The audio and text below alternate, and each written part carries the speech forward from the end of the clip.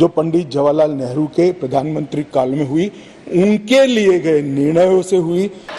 एक ही गलती बताने से इतना तिलमिल आ गया। गृह मंत्री अमित शाह ने लोकसभा में जम्मू कश्मीर पुनर्गठन और आरक्षण विधेयक पर बहस का जवाब देते हुए विपक्षी दलों पर जमकर निशाना साधा है। इसके साथ ही अमित शाह ने यह भी कहा कि पूर्व प्रधानमंत्री पंडित जवाहरलाल नेहरू की कुछ गलतियों का खामियाजा कश्मीर को सालों तक भुगतना पड़ा।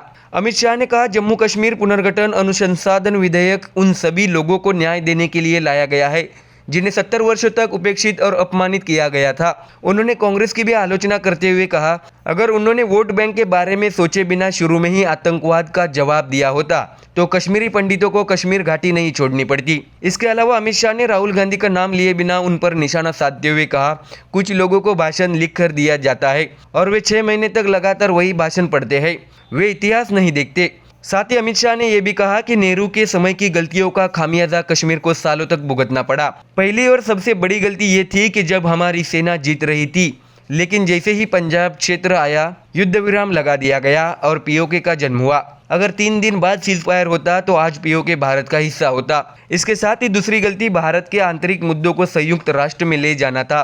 इसके साथ ही अमित शाह ने आगे कहा कि 1994 से 2004 के बीच आतंकवादी हमलों की कुल 40,164 घटनाएं हुई। 2004 से 2014 के दौरान सोनिया गांधी और मनमोहन सिंह के शासनकाल में 7,217 आतंकवादी घटनाएं हुई।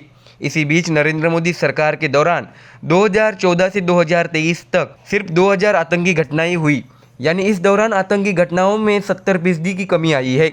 यह जानकारी भी केंद्रीय गृह मंत्री अमित शाह ने दे दी है। तो देखा अपने जम्मू कश्मीर पुनर्गठन और आरक्षण विधेयक के दौरान अमित शाह ने कांग्रेस को उनकी करतूतों का आईना दिखाया है। जो ब्लंडर हुआ था, इसके कारण कश्मीर को भुगतना पड़ा। मैं मान्यवर इस सदन में खड़ा रहकर आपके आसन के सामने जिम्मेदारी के साथ कहता हूं कि 2 बड़ी गलतियां जो पंडित जवाहरलाल नेहरू के प्रधानमंत्री काल में हुई, उनके लिए गए निर्णयों से हुई। इसके कारण सालों तक कश्मीर ने सहन करना पड़ा। एक सबसे बड़ी गलती, जब हमारी सेना जीत रही थी, पंजाब का एरिया आते ही सीज फायर कर दिया गया और पाक ऑक्यूपाई कश्मीर का जन्म हुआ।